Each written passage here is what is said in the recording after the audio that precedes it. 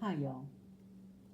As I begin the second video for my new YouTube channel, My Therapeutic Life, I, of course, realized as soon as I published the first one that there were some very basic things that I had forgot to put in there, including my handle. It's supposed to have a handle, not a concept that is foreign to me. So um, Meliheli, Meliheli,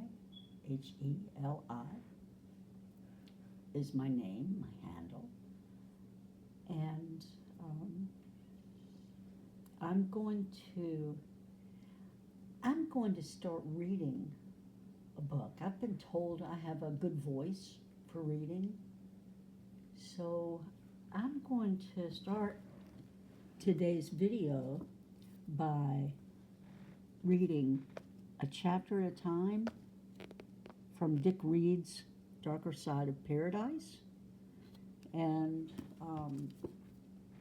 it's got a lot of words that YouTube, just from the channels I've watched, that YouTube really doesn't want on their clips. So I'm going to abbreviate them somehow or even omit them. But hopefully, whoever's listening will be able to fill in the gaps or just overlook. And I can see from my screen that there's a wonderful shot of my boy, Dill. Probably won't stay there. Dill, like me, is aging. We're both doing our best to age gracefully. But he's awake for short periods. I should say he's up and at 'em for short periods. He's awake even if it's just one eye a lot of the time. But when he sleeps hard and deep, and frankly, I'm just very grateful that he's here. I consider him to be a gift, my companion. He's excellent, as dogs usually are, in that thing that's sometimes referred to as ministry of presence. His presence has been, it's just helped me so much. I don't really have the words right now to express it, but it's deep. And I appreciate every moment that I have with him. Oh, well, he doesn't like cameras pointed at him. And I don't think he knows, though, that this iPad is set to video and is obviously aimed right at him. If he did know, he would move out of the viewfinder range, so, the camera range. At any rate, The Darker Side of Paradise. And, and I'll probably ramble about other things too before we're done, but let's start there. The front cover, The Darker Side of Paradise, is of course the title. The author is Dick Reed, and the little paragraph of an overview is intrigue in the Eastern Caribbean. An American PR consultant seeking self-redemption from his scorched earth life and loves is hired to promote the liberal banking laws of an island nation. Fate intervenes as he's caught in a toxic web of power players conspiring to topple its head of state. His wiles, wits, and battered values are put to an ultimate test for the survival of friends and himself. There's another little housekeeping thing I should say. Anytime I read something or sing something, I know I'm going to mispronounce words. So I apologize in advance. There's really nothing I can do about it. I do the best I can.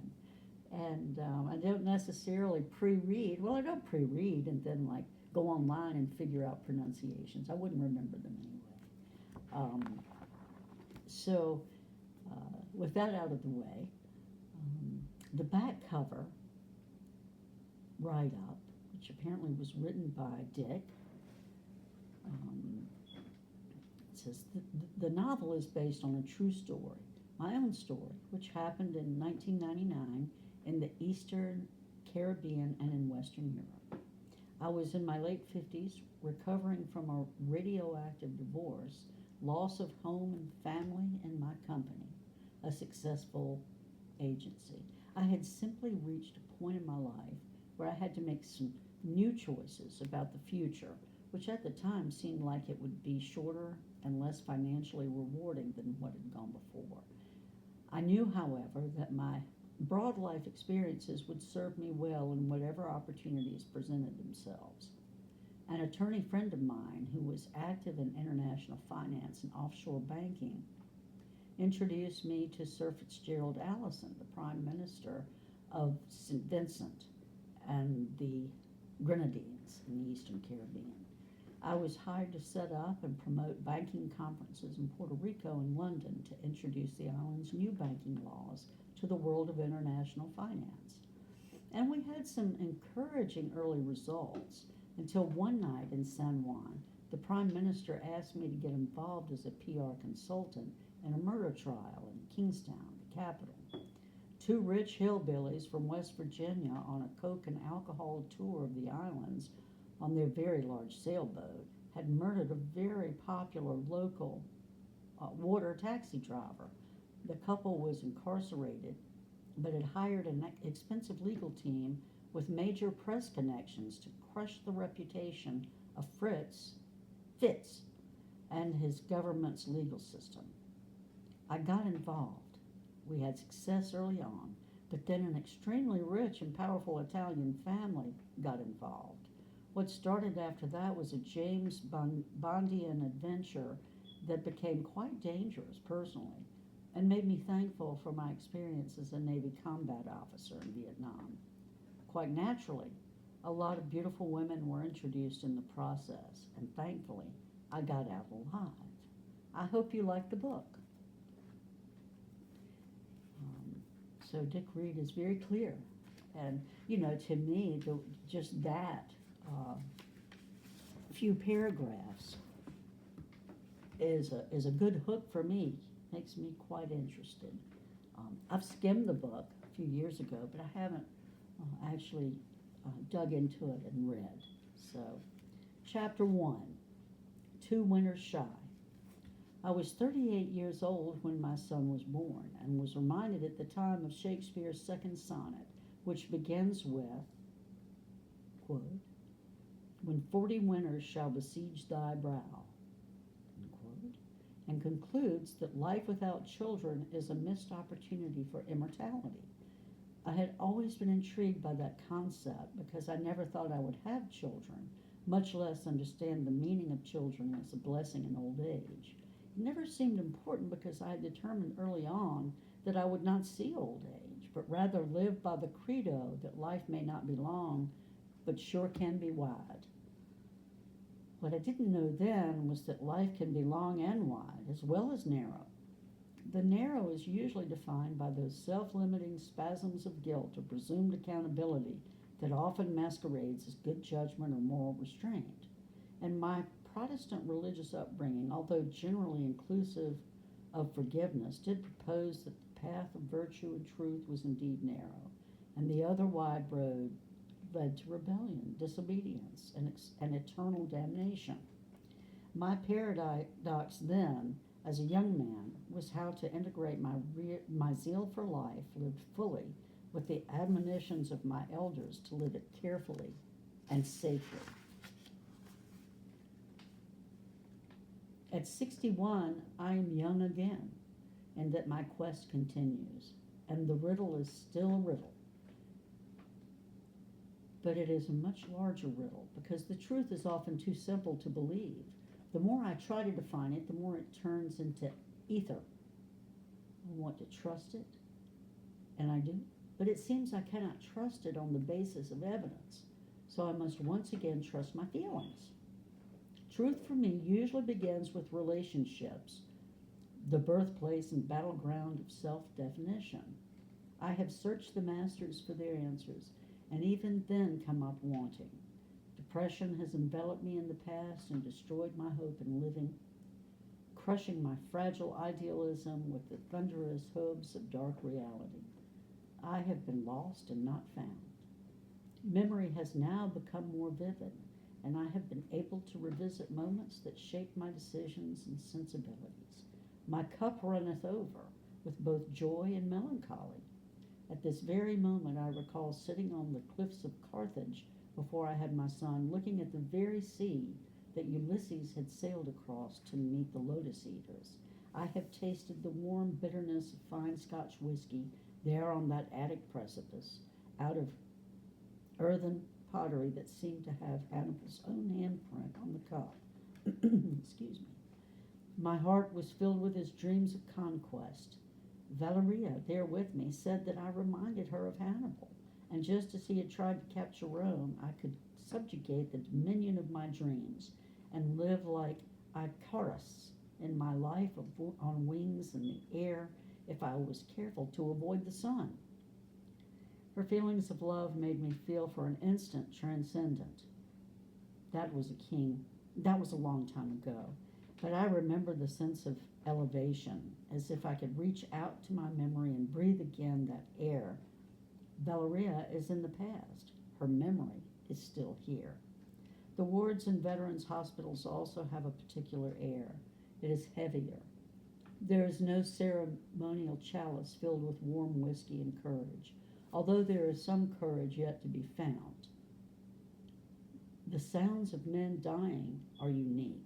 At first, whimpering softly as if crying into the comforting muffle of an angel's wing.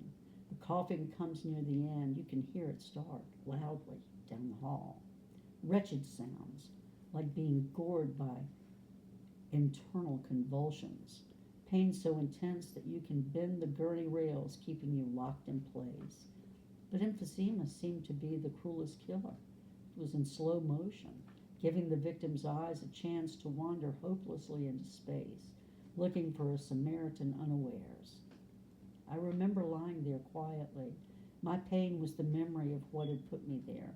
My joy now is the memory of how I got out. And that's the end of chapter 1. Wow. I can relate. Certainly not in the same way.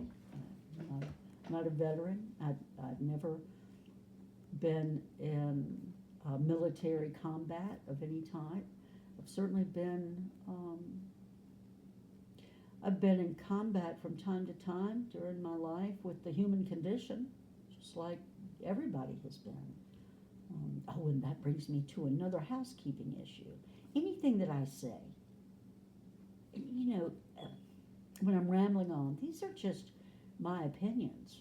They're my personal philosophies, and they're ever changing. Just because I think and consider one way in one recording doesn't mean that I will in the next. I admire that when I am studying specific teachers.